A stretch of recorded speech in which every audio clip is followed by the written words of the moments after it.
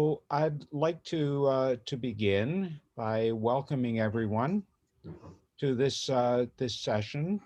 Um, my name is Michael Van Duzen. I'm a deacon at St. Aidan's and a member of the board of Restorative Justice Housing Ontario, um, where it's been both my honor and my pleasure to work with both of your presenters, Eileen Henderson and Jim Harbell. I'll be the moderator for this morning's session. Um, we are also fortunate to have Jennifer Keene as the resource this morning. Thanks, Jennifer, for setting everything up. My pleasure. Before I introduce our presenters, I'd like to just go over quickly again some of the ground rules. I'd like to suggest a few guidelines. Please mute your microphone when you're not speaking. And following the initial presentation, you can signal with a wave of your hand or with the reactions down at the bottom of your screen. If you wish to speak, and either I or one of the presenters will recognize you. Alternatively, you can send a notice on the chat link. So our two presenters today are Jim Harbell, the chair, and Eileen Henderson, the vice chair of Restorative Justice Housing Ontario. Jim is a lawyer and presently a student at Emmanuel College, completing his studies prior to ordination in the United Church of Canada. During his law career, he worked with a number of social housing projects, including L'Arche, Daybreak, and Loft, but many others as well. Eileen Henderson was the Restorative Justice Coordinator for the Mennonite Central Committee of Ontario and the coordinator of the Circles of Support and Accountability, a reintegration program that holds inmates with histories of sexual offending accountable for the harm that they've caused. And the organization supports their reintegration at the end of their sentences. So the importance of stable housing has long been recognized as a significant factor in successful reintegration of former prisoners. Jim and Eileen were instrumental in identifying people with specific areas of expertise who could and would do something to address the issue.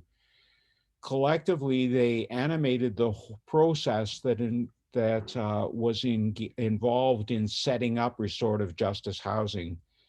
Now let me turn the session over to them. I look forward to it. Jim and Eileen. Thanks, Michael, and thanks, Jen, for helping us with all of the technical details. As I said a bit earlier, that I'm showing up as Matt Henderson. We don't necessarily have stable internet at our house, so I'm in Kitchener using my son's computer. So if you hear thumping at some point while I'm speaking, we have an 18-month-old upstairs happily having a good time. But it's really good to join you this morning. So thank you on behalf of Jim and I for this opportunity to share with you the work of restorative justice housing. Who would have thought a few months ago that Zoom would become the new way of communicating, of sharing ideas and building and creating and sustaining relationships, but here we are. Normally, at most presentations I'm engaged with or we're engaged with, we like to sit in a circle, we like to check in with each other, we like to have a sense of who's around us and get to know people by name and voice and a little bit about background. And that's not possible right at this moment. There are a lot of us, which is great, but makes some back and forth conversation right at the beginning a little more difficult.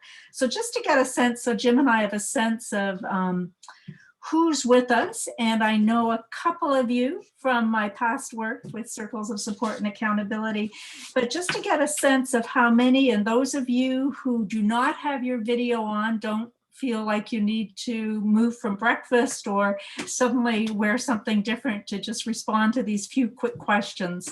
But just a wave of a hand would be a good way of giving us some introductions as who's here. So we just wanted to get a sense of how many of us have been involved with the criminal justice system, either provincially or federally? So just a wave of a hand. Okay, so some.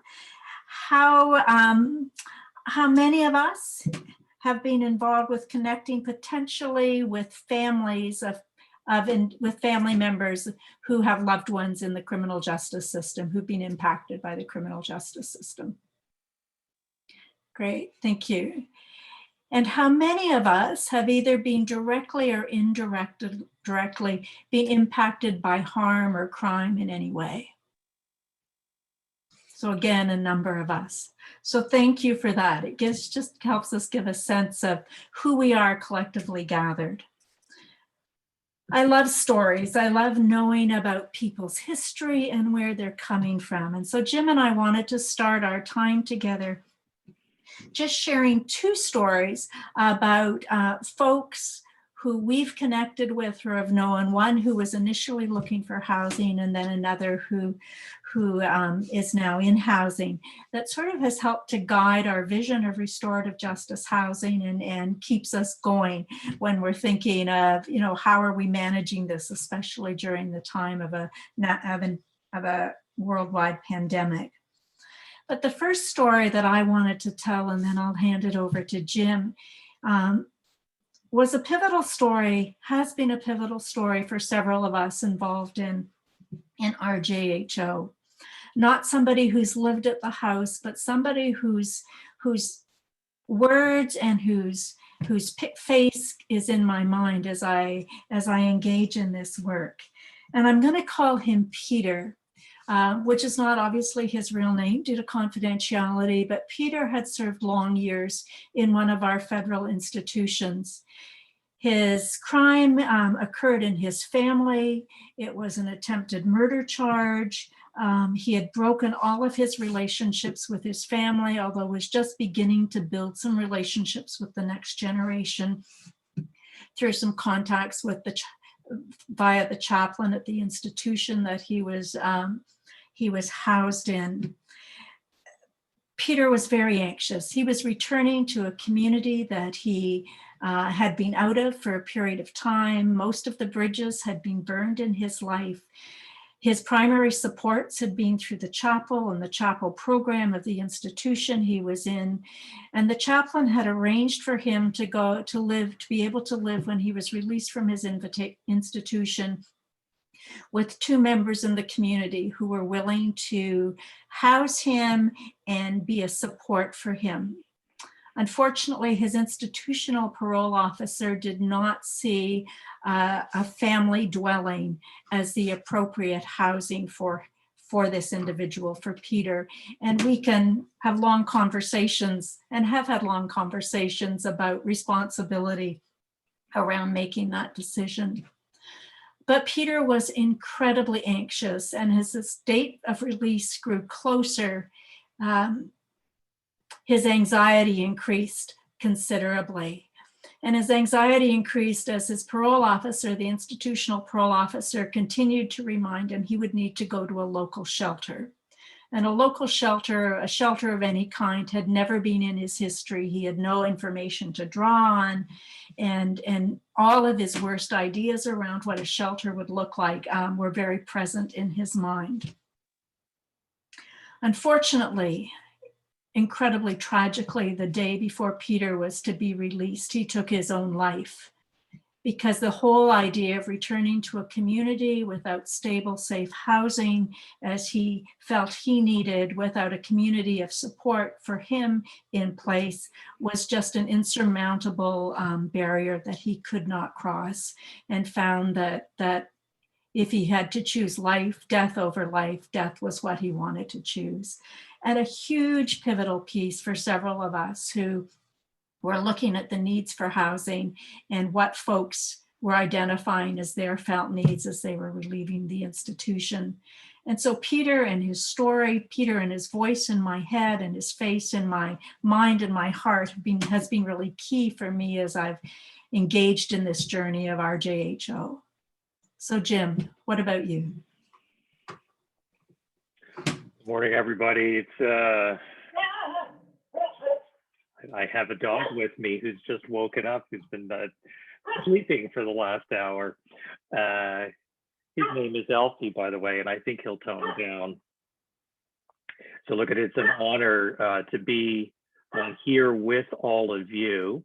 Eileen's story has a tragic ending to it. The one I'm going to tell you does have a happier ending. And as I was listening to the bishop this morning, one of the things that I jotted down was, he said, in God's economy, there is always room for everyone. And he repeated that, in God's economy, there's always room for everyone. And I thought that that was such a wise remark on his part. And I think it's a theme of what restorative justice housing does. And it says a lot about the story that I'm going to tell you, which deals with a man named Don. And this too is not his real name. Don was born in Canada of Latin American parents who made their way to Canada seeking a better place. And so he was here as an infant and young child. And then his family decided that they had more connections with people of their Latin American background if they could move to the United States, and they did. So he was born and raised in the United States, went to university there. He then returned to his Latin American roots, and as an adult had a career, multiple careers in several different Latin American countries. And then unfortunately got somehow involved in the drug business. That's the accusation that, and as a result of that, he went to prison in the US for 14 years, I think it was, something in that range. As so at the conclusion of his incarceration, he had to face the prospect that while he had lived in the US for a very long time and had been educated there, for various reasons, he did not have US citizenship. His citizenship was in fact Canadian from his birthplace here, even though he had spent very little time in Canada. So ICE got involved, the immigration authorities, and he was placed into a dormitory with 80 other men this past late spring, early summer, while COVID was rampaging through the US. And I think we all know that these dormitories have had serious issues with respect to COVID. His family, who are all in the US, he has absolutely no family or connections in Canada, started trying to figure out what to do to support getting him to Canada. And because in dealing with ICE, they learned that if they could get an address in Canada, then ICE would in fact deport him to Canada, and he would get out of this terrible dormitory situation that he was in. A family member reached out to John Howard, and the John Howard Society is a group that Restorative Justice has been working with since basically prior to our inception.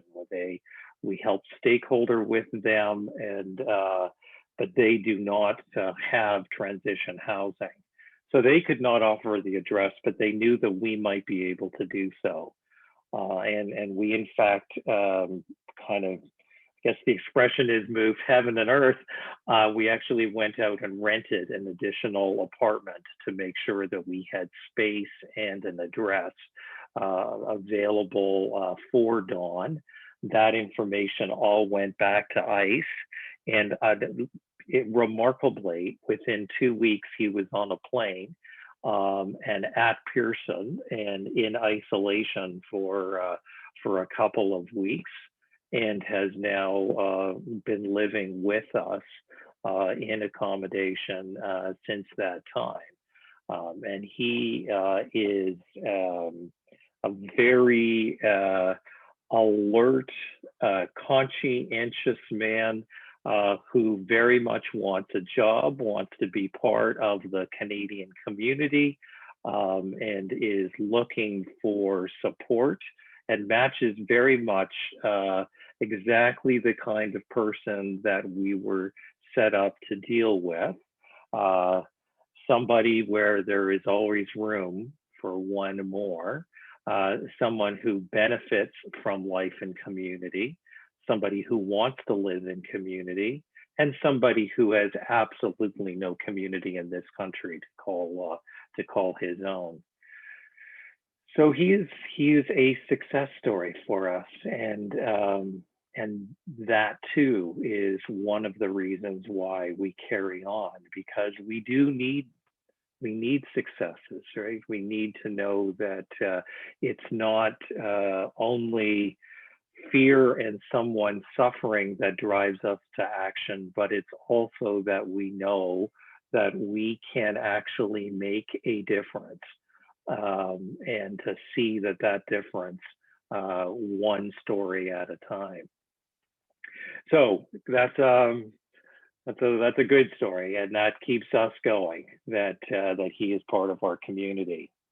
So let me tell you a little bit about what, we're going to talk a little bit about where we came from, what we are at the moment, and kind of a little bit about where we're going. We are a raw startup. There was a Restorative Justice conference in 2016 where a number of individuals got up and told their stories. And a number of us were sitting in the audience listening, and that's what we are, right? As people, we have our stories, and it's the most important thing about us, where we've come from, where we are going, what is our journey. And the stories that these folks told all had as a common point of them was lack of housing was stopping them from reintegrating back into the community. Lack of housing was stopping them from even getting some of their basic IDs. Lack of housing was stopping them from having any kind of a community. It destabilized them, and some of these folks who had been incarcerated, some of them for quite a while, talked about the fact that this lack of housing was driving them to think about reoffending and going back into the prison system, because that was the only way that they could see their way to a structure and a roof over their head. So we stakeholdered this, trying to figure out, well, who out there is doing this, and made the determination over about an 18-month stakeholdering process that there really wasn't an entity that was providing housing in transition. What we did learn about was a group in Montreal called L'Abri. And L'Abri were a group of downtown faith-based organizations in Montreal, and some of them you may know. I understand that the Anglican Church was part of this group that formed L'Abri. What they did was they formed themselves 20 to 25 years ago to provide housing for people with who were living on the street with significant mental disabilities who needed community. And what they set up was they would rent 3-bedroom apartment units, and then they would do occupancy agreements. So they were the tenant as it related to the commercial landlord, and then they were the landlord as it related to the individual occupants. And the equally strong part of their vision was that they, as faith organizations, would provide community.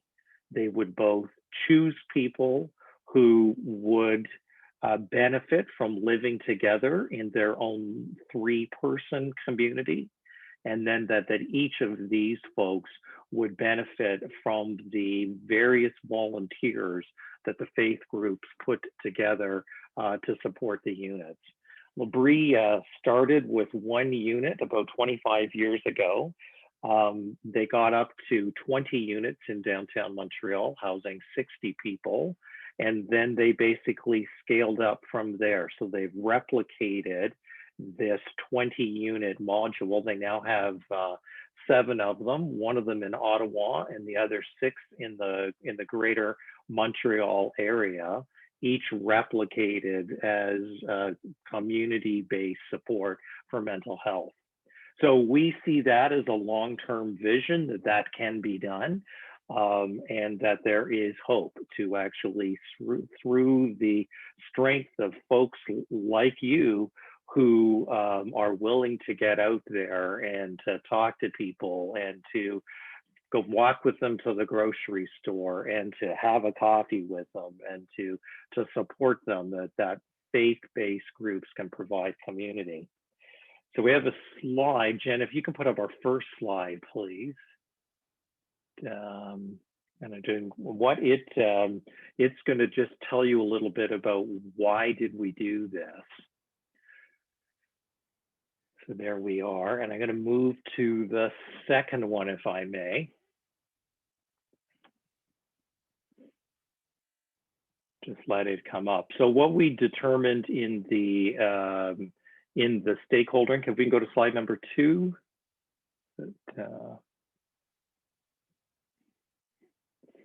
We determined why is it that people who have been incarcerated need housing. Moving through there, okay?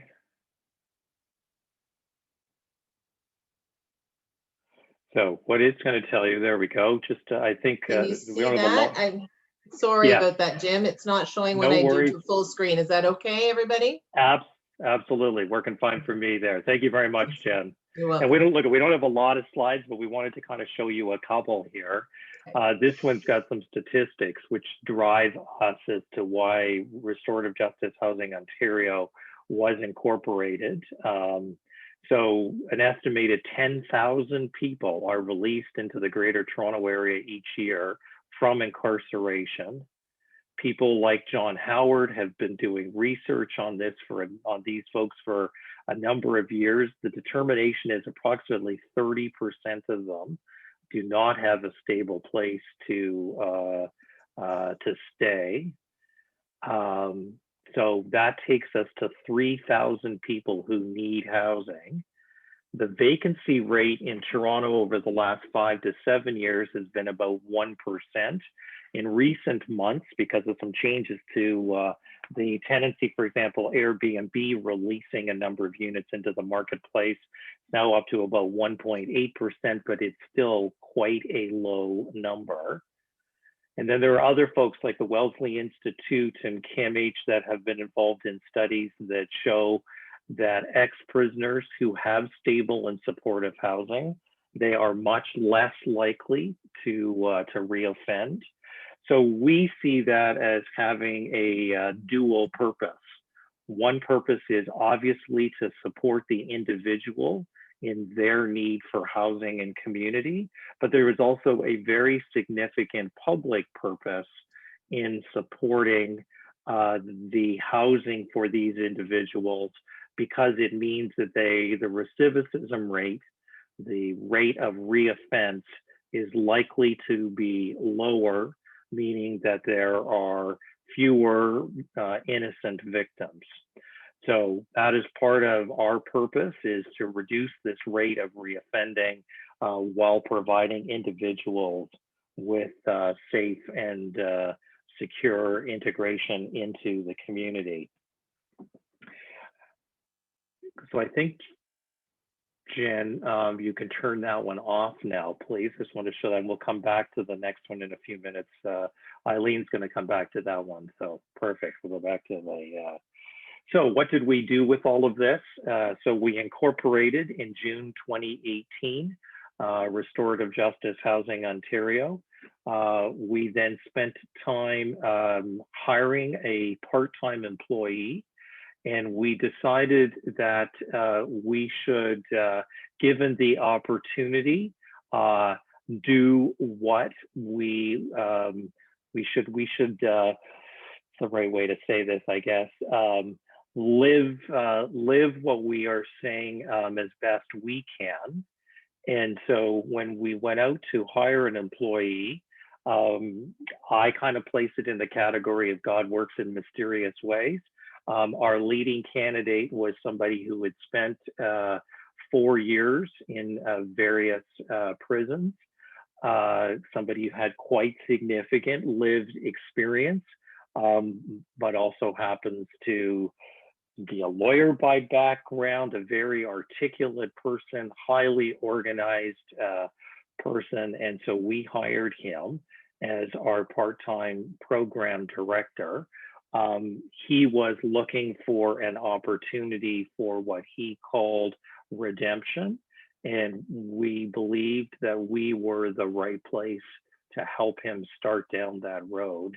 And he's been on his journey alongside us for the last year, and it is an incredible asset. As we brought Joseph online, we brought our first unit online in February of this year. We got our charitable registration about a little over a year ago, which gave us the opportunity to do fundraising.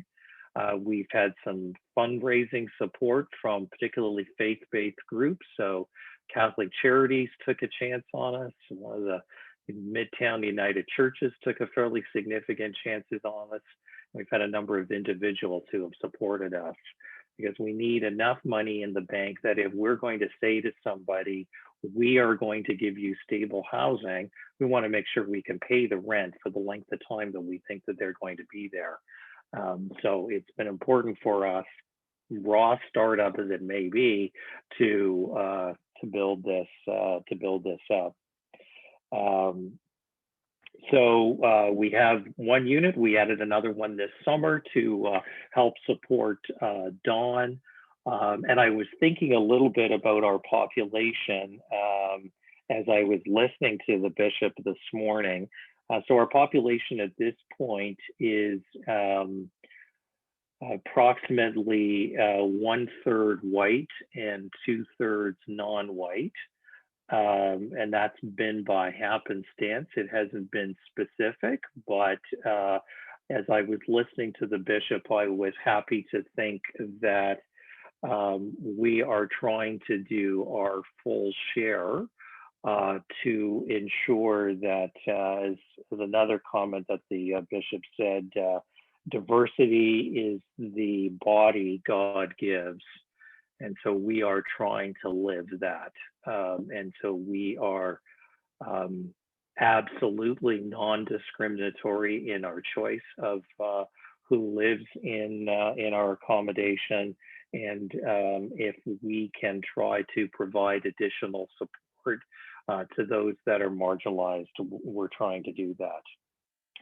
So I've been blathering on a long time here. I'm going to turn it back to Eileen, and we're going to talk a little bit about what restorative justice is, because that's obviously an important concept for us, and we trust for you having signed up for this.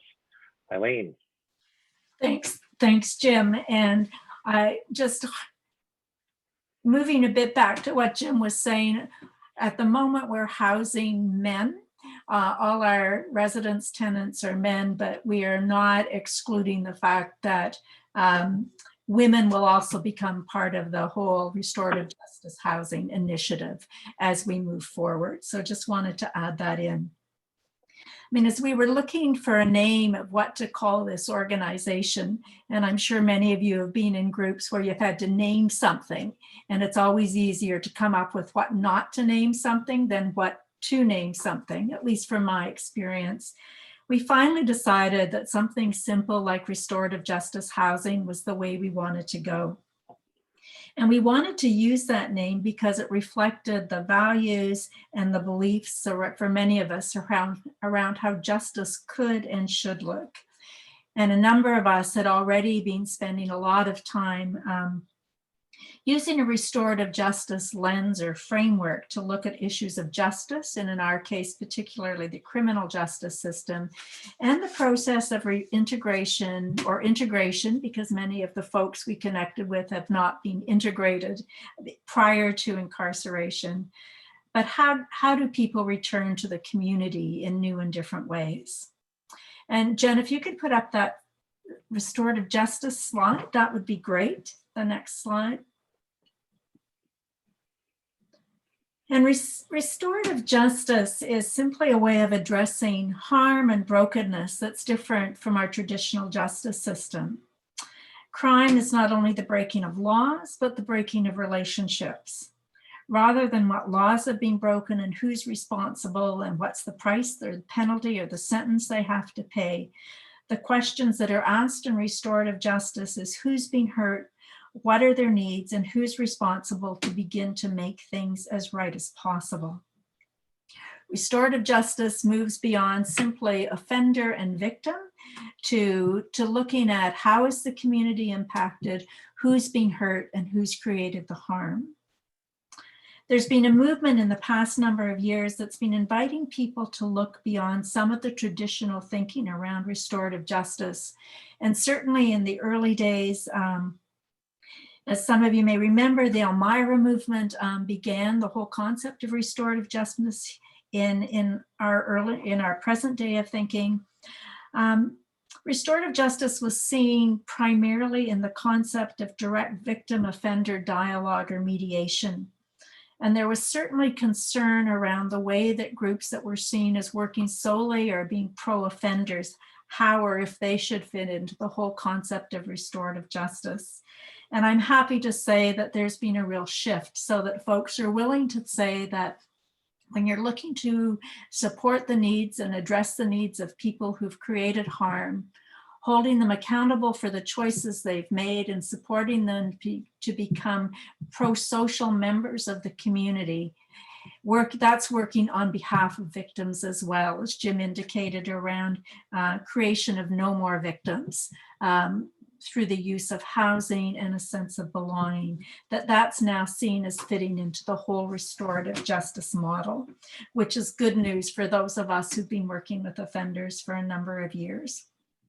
That working for and with offenders does not preclude us from seeing ourselves as working on behalf of victims in a very different way than a victims organization would tend to work. Jen, if you could go to the next one, next slide. So for many, part of a conversation around restorative justice is where does the word forgiveness fit in? How does that look? Certainly as an initiative that comes out of the faith community, for us, forgiveness is a vital piece of the conversation.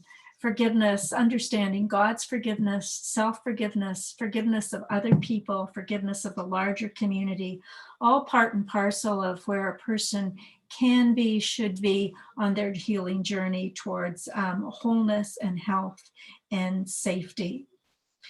Forgiveness does come with some difficulty as well. It's not a word that is used lightly by folks in the restorative justice movement or folks especially within the community that supports and responds to the needs of victims. Forgiveness does not mean about forgetting or minimizing harm, nor does it always mean reconciliation. And I don't put it on our next slide, which shows the values and beliefs of restorative justice, because it is our belief that forgiveness needs to be voluntary, that it can never be mandated. And I think most of us, if not all of us, would certainly hold firm to that. You can't mandate someone to forgive another person. It has to come from the heart, and it's part of a person's journey. But I wanted to put it in there as being a piece of restorative justice. Certainly essential for us as people individuals who come from a faith perspective, but for many in the larger restorative justice network and field, it's not an integral part. But for us, it's all part of where we would want to see people as part of their journey, and their life continues as they return to the community. So what are some of the values and the values we hold? And Jen, if you could put that other slide up, that would be great. Some of the values, certainly the values that we frame our work with RJHO housing around, are the values of respect and dignity. And we heard that with the bishop this morning. Everyone is important. And Sister Helen Prejean's famous line, a person is worth more than the sum total of their worst offenses. All of us are created in the image of God. so worthy of respect and dignity. Listening, we need to hear each other's stories and hear where they're coming from. Truth-telling, not minimizing harm or history or past, but being willing to hear the truth. Safety is key for us with restorative justice housing, wanting the folks we connect with to be safe and to feel safe in housing, but also for larger community safety and for people who've experienced harm from offenders to know that they're safe with them living in the community. Autonomy and the whole idea of being a voluntary initiative that folks want to connect with. I always have difficulty trying to figure out how voluntary anything we do is. When somebody's desperately in need of housing and you're the only option for them, is that really voluntary? But we want people to come and have a choice to be involved, to engage on a voluntary level. For most of us, when we're told to do something, the outcomes are not as good when we voluntarily choose to engage in our own way. We are not a halfway house. We're not mandated by Correctional Service of Canada or federal corrections that a person has to live in, but it is an opportunity for people to have choice. And for many of the folks we've connected with and are connecting with, choice has not been something they've had a lot of opportunity with for a number of years during their period of incarceration. Reparation, the ability to repair harm as best as possible. Sometimes that does have direct contact with the person they've had direct contact with. In other times, reparation is simply giving back to the community without being asked and without any kind of monetary value attached. One of the lovely things about the house that we're presently in, that our residents, tenants are presently housed in, is they've had an opportunity to assist the neighbors generously and in life-giving ways, shoveling the snow, taking out garbage. They're learning to be good neighbors, all part of reparation. Trust and community, building relationships with each other, hearing each other's stories, and be able to take a first step into the community trusting them and them trusting the community.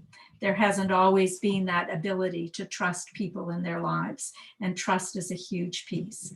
And then humility. In our whole role with restorative justice housing, we're not entering this as we have so much to offer you, but we have a lot to learn from you, and we have a lot to engage with together as we welcome people back to the community from incarceration. So just a brief overview of restorative justice. And if there's a number of books out now on restorative justice, and certainly the pivotal key book that started the restorative justice movement in Canada is Howard Zehr's book called Changing Lenses. So if anybody wants to do some more reading and wants a good starting place, that's a really good place to start.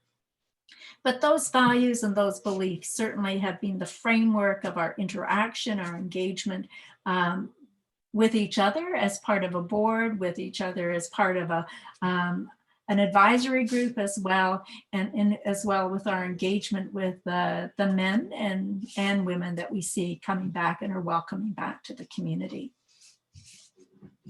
So just a little bit on restorative justice. Lots could be said, and certainly we have Restorative Justice Week coming up mid-November.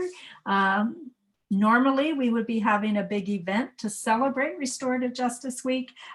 This year will look different, and we're not quite sure how that will look, but certainly at the house, we will be talking a lot, and the apartment will be talking about restorative justice and how restorative justice impacts restorative living.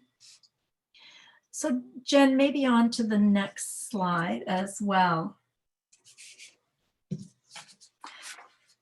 So what is our vision? It's to be responsive to the unique needs of women and men returning to the community post-incarceration. And as Jim was saying, over the years and at that specific conference where a number of us were involved, we heard time and time again, and it's been backed up by research, that the unique needs of men and women returning to the community are actually all of our needs. safe and affordable housing, a sense of safety, and also a place to belong. And those are needs that have been expressed numerous times. As Jim's already said, affordable housing in the GTA is difficult at best.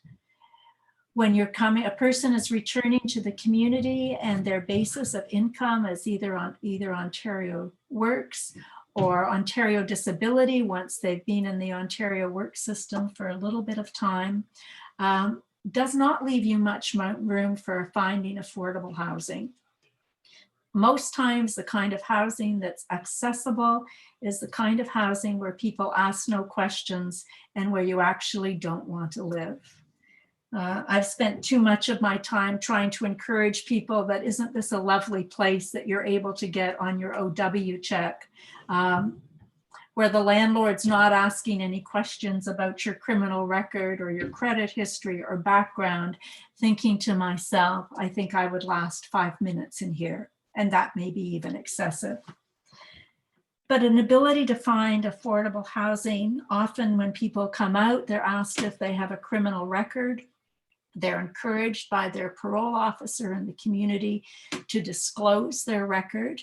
And in some cases, men and women are being told they have to disclose their record to their prospective landlord. And as you can imagine, that tends to be a non-starter for many landlords who do not want to welcome somebody into their residence or into their building. And then have to figure out how to respond to this person in a helpful way. So many of our folks, the moment the question about a criminal record is asked, they know that's the ending point of the discussion about whether that particular place of housing or accommodation will be open to them. Safe, affordable housing also comes with the need for community as they return to community. For others, they are returning to a community that's been changed since they haven't been there for a long time. And Jen, thanks. We can take that slide down. They're returning to a community they haven't seen for a number of years. Some are returning to a new community. Some are coming to the city of Toronto because you can be more anonymous. People don't tend to know your history, although men and women we connect with often say they feel as they're coming back from especially a federal institution after long periods of incarceration, that everyone knows they're an offender simply by looking at them. Certainly isn't the truth, hasn't been my experience, but for them, that's how they're feeling. So that impacts their reality of return. Some are returning and have discovered that all of their bridges to healthy community have been burned.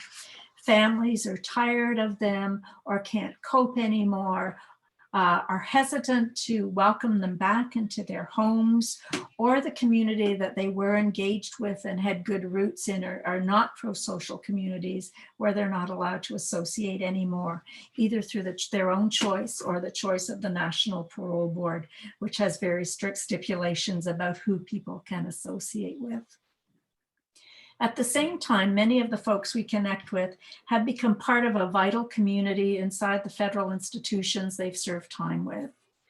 They've become part of a community of friends, essentially new family, with folks that they have cooked meals with, they've shared thoughts with, they've been in programming with. Many have been part of chapel groups, Toastmaster groups, seniors groups, or the lifer group at the prison, a book club.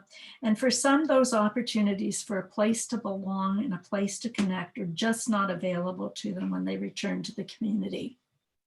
Some because of their own fear, and some because of the fears of the community that they're connecting with. So first is a place in safe, affordable housing. The second is a place to call home. And I think we can all recognize the fact that having a house and having a home are often two separate things. A roof over one's head is a great starting place, but a home where individuals want to live with the opportunity to be part of a community, both in the house and with other residents, but part of a community with other community members is a key piece of our task with RJHO. The opportunity to connect with volunteers, to connect with board members, to have barbecues in the backyard, to have assistance with shopping, to just have a friend to chat with and connect with are all vital pieces of the work that we are envisioning around creating community with restorative justice housing. So, and I know we want to leave lots of time for questions at the end. So Jim, I'm going to turn this back to you about where we are now. Okay, so I'm going to cover nuts and bolts, and then Eileen is going to cover just nuts and bolts on our operations. I'm going to respond, for example, Nancy, your question about how temporary is this? So the answer to that is up to 4 years. So we operate under a provision of the Residential Tenancies Act, which means that the general provisions do not apply to our operations. Because we are providing support, but we do have a term limit of 4 years. So this is meant to be what we call medium-term transition housing to allow people, hopefully a good opportunity with community support to move from a halfway house or to move from prison through us and then out and integrated into the community. So the goal is not that they stay with us. The goal is that we have provided them with sufficient support and stability that they can then become a fully functioning member of our community. So the Act allows for a 4-year period of time for operations like ours, and that's what we do. So let me talk just a little bit about our operations. So we have a board of directors. We have this wonderful board of directors, which includes people with decades of experience in prison-related chaplaincy, but we have brought in sort of the other talents that we need. So we've got people with out of the cold experience, people with who have been working to provide supportive housing. We have a banker financial guy.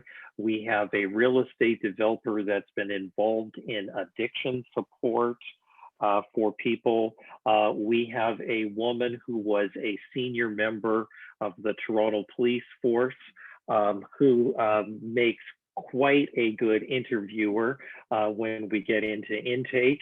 So we have a broad group of people who have signed on as our directors, and then we added a group of people who are our advisory board. And our advisory board, for example, has somebody like Maureen Brosnahan, who you may know from CBC over the years. So she's been helping us with mission and journalism type things. We have a man named David Byrne, and I think, Murray, that he may be involved in what I see in the chat there, the housing program in Peterborough that you mentioned. What you say is one city, Peterborough. I know that he was involved in what he calls the Peterborough Reintegration Services, and Eileen may remember there's another name for it too, I think. They've just merged recently. So Murray, that is the house you were talking about. Started out as Peterborough Community Chaplaincy, then Peterborough Community Services, and they've just merged in the last year with Christian Harvey and his group to form a complete unit. And other members of our advisory board include current prison chaplains, halfway house chaplains, somebody with an Indigenous background who provides counseling, a lawyer with a Jewish background who works in the criminal justice system, somebody with quite significant mental health experience. So we have been trying to get a broad group of people to give us the resources to support our occupants as best we can and from as broad a perspective as we can. So some of the nuts and bolts, these folks, so what do we do to select them? We have eligibility requirements. We're utterly transparent about them. They're attached to our occupancy agreement. The potential occupants go through an interview process. So they start with our program manager, and he has a first look at them to see if they will be somebody who will benefit from our experience. They then meet one or two of our board members who then also weigh in on how they see the possibility of success here. And then the person meets other people in the house. Because you can't form community by just landing somebody in. So we try as best we can, particularly during COVID, to get a sense from other people in the house as to how this is going to work. So we've got hopefully we keep fine tuning it, process that works fairly well to select the tenants. We tend to think that these are people that are going to have lengthy institutionalization. They usually have little or no family connection or friend network. They've usually been recently released and haven't been able to get back into the community. They have to be somebody who is going to be safe to themselves and safe to others. And we want somebody who will really benefit from a non-discriminatory, safe place to live. So we also think it's important, because we all have to pay our way in community, is that they should start to learn how to do that. So many of them are on Ontario Works or Ontario Disability, ODSP. And so there is in those payments a housing allowance. So part of their agreement with us is that they pay us their housing allowance, which is some hundreds of dollars per month, so that they have accountability, they've got responsibility, they have skin in the game, if you will, that they are using some of their hard-earned dollars to pay for the roof over their head. And we think that this helps them to start to fully appreciate the need for each of us to look after ourselves. So, so they contribute that. What we make sure is that where they are living is a really safe, secure, clean place to live, and their dollars from Ontario Works, even if 3 of them living together, is insufficient in the Greater Toronto area to pay for accommodation that is in a safe neighborhood, that's clean, that's going to be secure and stable for them. So our fundraising basically pays for the difference between what they can contribute and what is a good, secure, safe market unit. So at the moment, our 2 units are both in the kind of South Etobicoke, Mimico area. One working with a private landowner, a landlord who had some experience with the John Howard Society and was very empathetic to the nature of the folks who'd be living there. And we're totally transparent about what our organization is and who's going to be living there and the support we provide. We've also made a connection to one of Toronto's largest landlords, a REIT, that owns a lot of rental accommodation, and our second unit is through them. They have a particular group of people there that are working with organizations such as ours to provide housing, and we see that as the start of a longer-term relationship to work with them and to develop housing, more units in the Greater Toronto area. One of the things that we're trying to do is to place units close to where there is community. So as we develop volunteers, we're trying to place units close to where our volunteer base will be. So we started with a couple in South Etobicoke, but we are open to moving into other areas in the Toronto community, close to where there will be volunteers and where we can find safe and affordable accommodation that is going to really stabilize these folks. And as Eileen said, either our next unit or the one after that will be for women. One of the reasons we started with men is that the population is about 75% men, 25% women coming out of incarceration. And it may not surprise you, but men don't do as good a job of holding onto their networks when they're in prison as women do. Women sometimes set themselves up for success better than the men do.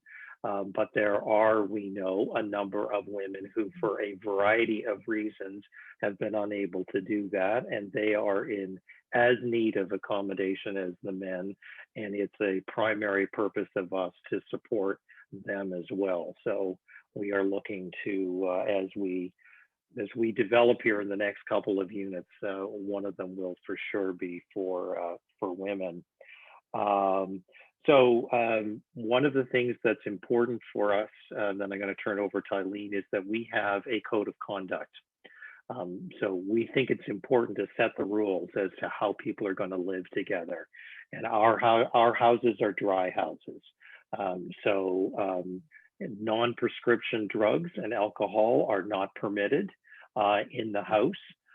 We think that that will assist people who may feel that exposure to either will bring back addictive behavior that they may have had.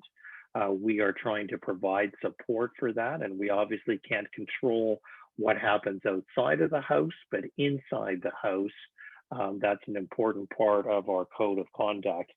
It's also got things like a dispute resolution clause, sitting around a table and talking over dinner about how things are going.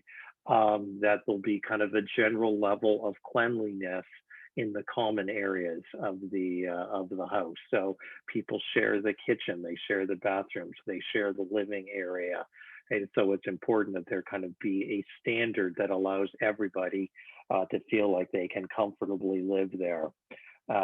So we've set that up in the code of conduct. So I think, as Eileen said, we want to leave some time for questions here, and I'm trying to respond as I see them on the chat here as well. So Eileen's going to talk about some of the challenges, particularly during COVID, as we keep going, and then let's open it up for a conversation. The number of you put your hands up in response to Eileen's questions at the start of this, so I have a sense that there is some significant lived experience among you on this topic, and I'm sure you have some wise words that you can share here. So over to Eileen. Thanks, Jim. And I will be brief around our challenges or opportunities, as we might like to think of them, especially during this COVID time. And I will respond to a quick question around whether we have individuals with lived experience on our advisory board. We don't at the moment, but we consult frequently with folks with lived experience. And so actually it was their suggestion, strongly their suggestion, that our houses be dry. It certainly came from their direction and wasn't just something we decided on our own. They were pretty adamant that houses needed to be dry houses. In terms of alcohol and non-prescribed drugs, especially because some folks that we have in the house right now are people who are serving life sentences, and life sentences in Canada does mean a life sentence. So it means people will be always under the care and custodial keeping of the Correctional Service of Canada. So every move they make is still watched by corrections, and at any time they can be, it's the potential to be pulled back into the system.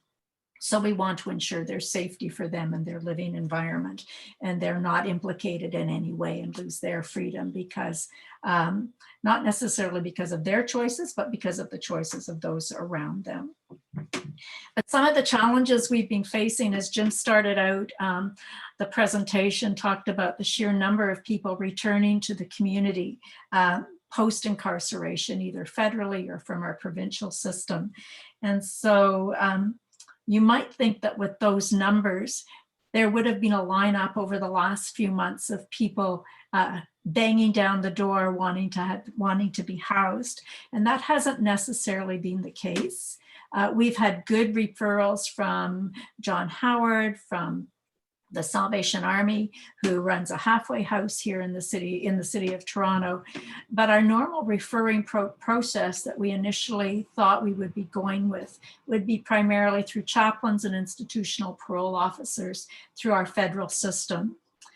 With COVID starting in mid-March, all chaplains in federal institutions were removed from their institutions. They weren't considered as essential workers, and so were removed from the institution. And it's only been in the last month or so that they've been able to access the institution again. They've been able to go in, they've been able to meet with people, they've been able to engage in, as well as parole officers, in the whole release process and assessing what people's needs are. So that's been a challenge. One of our normal referring sources, one of our normal connections has been not available to us. The other challenge with that is that ideally we would be able to go in, or Joseph, our program director, would be able to go into the institution to meet with people pre-release. Right now, institutional visits are for lawyers, and primarily the mandate is to enable family members to be able to meet with their loved ones. So access to institutions federally has been quite difficult. Volunteer recruitment and training. Michael has done an incredible job with us and for us on training and recruitment, but hard to build relationships when you're doing it over Zoom or via a phone, and engaging people in community building work and building relationships when it's a whole different format. Gone are the days when it would be easy to take somebody out for coffee or out for a meal. So dropping baked goods off at the house has become a format of engaging with people. A barbecue in the backyard, when numbers were permitted, took place earlier in the summer, which was a lovely way to begin to build community. Our last barbecue that we had planned then became a Zoom event with pizza ordered into the house. So the challenge of trying to be creative around building community, engaging volunteers, building those relationships has been interesting at best. It's unique, and everybody has entered this pandemic and is working through this pandemic with their own sense of what's safe for them and what responds to the needs of their family. So that's been an interesting challenge and opportunity as well. And then I think finally, before we open it up to questions, we have had an incredible group of people who've been willing to partner in this journey with us as volunteers, as advisory, but also as financial donors. And we have been told by at least one of our strong financial supporters that the potential for them meeting their financial commitment for this year is looking less and less likely. And so we want to acknowledge their anxiety and stress over raising dollars, but that also puts us in a challenging position as to say, how do we move forward in meeting our needs financially as well. So something to I think about and certainly pray about. We have a website that Jim has put up earlier. Michael's been very incredible at having a newsletter that's gone out several times now to keep folks informed. So we would like, we're willing and wanting to look for more people to join this journey with us through prayer, through partnership, through volunteering. So questions? Yeah, so I'm going to just see if I can respond to a couple quick ones. Eileen, do you count as having, do you live north of Highway 89? I can't remember. I live in outside of Guelph. Yeah. So I don't know if that we can, at least one of our, I think Maureen Brosnahan is She's north of Newmarket, 80. Markham. Yeah, yeah. And I think we will go where we've had one request from Ottawa. Can we set something up there? I think we started in the GTA because folks were central there. But certainly the whole concept of adding Ontario to your name does imply that moving beyond the GTA is an option. Jim wants to know if marijuana is allowed. Recreational marijuana is not allowed. If it's by prescription, then it would be. Prescription drugs are permitted, but we felt that recreational marijuana fell in the same category as alcohol. Brooke wants to know about integrating trans people. We've spent some time talking about how do we integrate people who need a very safe place to live. And there are a number of people that have fit into that category. So we have talked about, for example, whether we should think about renting a studio unit and providing community support to the studio unit that might be close to others, units in our community, but it's in the right interest of this particular occupant to live alone. So we're wrestling with thinking about how to provide the safest of accommodation for people, as well as providing community. And it's a balance that leaves us with questions as to how we wrestle with that. And Eileen, I don't know if you want to add anything to that, but you've certainly been thinking about it. Jim, I fully support what you're saying. I think because, as Jim's already indicated, that we've started as a new startup, that there are always ongoing conversations about where do we need to be going next? What are the needs that people are presenting and how do we respond to them? So certainly all the conversations are, we don't want to be limiting, but we also know that we need to move ahead in a well-defined way that responds to people's needs and works in cooperation with the community that they are coming from. So conversations with parole officers, with chaplains around what are the needs. And I fully agree that just in response to your question, Brooke, trans people who've been housed in the wrong institutions and wanting to ensure that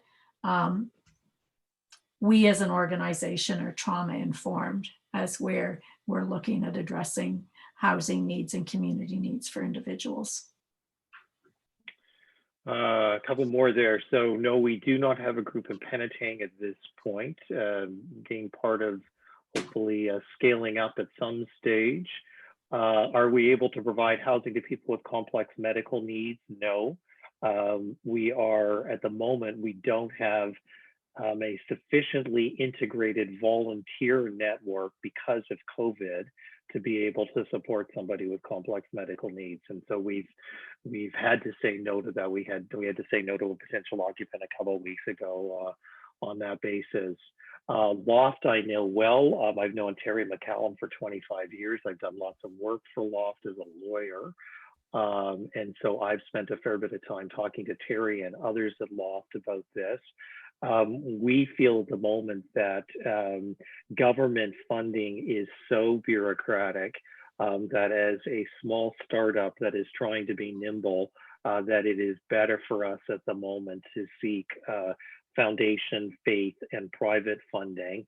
We will eventually, in order to get to the scale that we envisage, need government funding, but that's kind of in the medium-term funding. It's not something that we can do right at the moment. Bill has raised an incredibly important and very challenging question, which is this question of voluntary participation. So this causes prayer, it causes heartache. It may be one of our toughest issues, because in interviewing somebody who has absolutely nothing, and one of our occupants was literally living in a storage locker before they came to us. So we recognize in the assessment process that they may want to say almost anything in order to get a roof over their head. And so there is, this question of kind of voluntariness.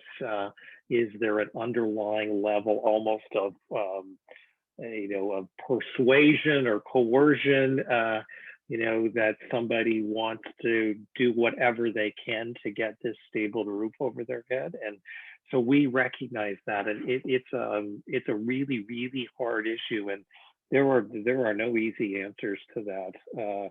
We do the best we can through an objective assessment process to try to figure out if this person really does need what we are offering, that they are open to it, that they really want the community support. But Eileen, Michael, you guys know this issue. It's a hard one. Any additional comments? And I very much appreciate that question. And it's very difficult.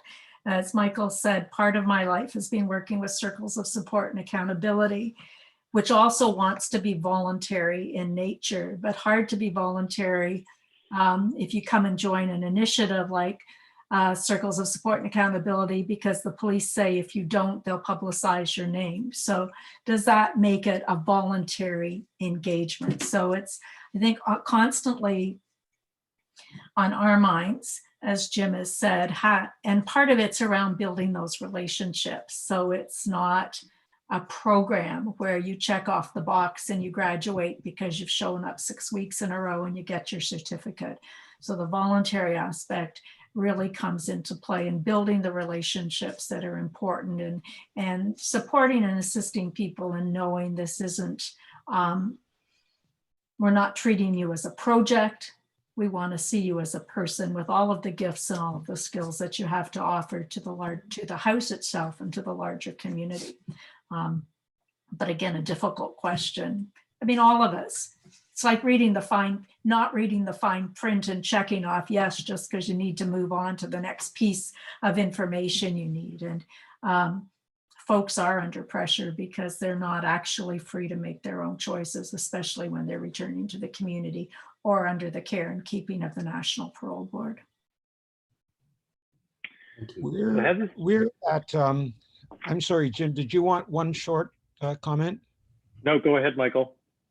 I was going to say we're at 2 minutes to 12, which is the designated end time. I'm going to, at the request of one of the participants, I'm not sure who, we'll send out the copies of the slides to all the registered participants so that you can take a look. With that, I'll also send out my contact information so that if you are interested in volunteering or donating, you can contact me and I will be in touch with you about opportunities for volunteer training. Just in conclusion, though, I'd like to say that we know that the program works. The very first resident of the house came in, I guess, late January.